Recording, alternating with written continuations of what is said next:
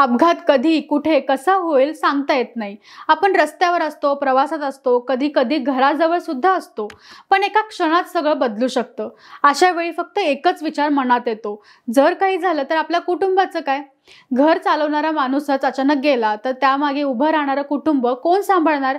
म्हणूनच अशा प्रसंगासाठी सरकारने आणलेली आहे ही योजना, प्रधानमंत्री सुरक्षा विमा योजना। साध्या भाषेत सांगायचं झालं तर अपघाताच्या वेळी आर्थिक संरक्षण देणारी कवच योजना।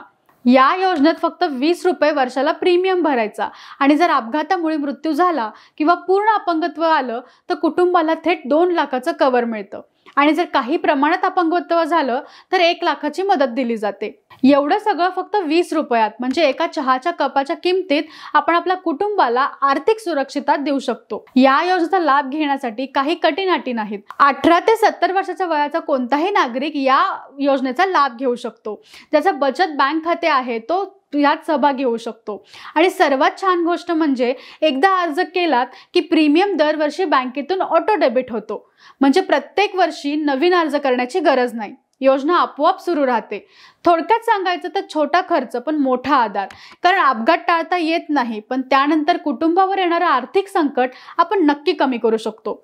म्हणूनच अजूनही तुम्ही हा विमा काढला नसेल तर आजच तुमच्या बँकेला विचारून बघा, कारण सुरक्षिततेपेक्षा मोठं गिफ्ट कुटुंबाला कुठलंच नाही।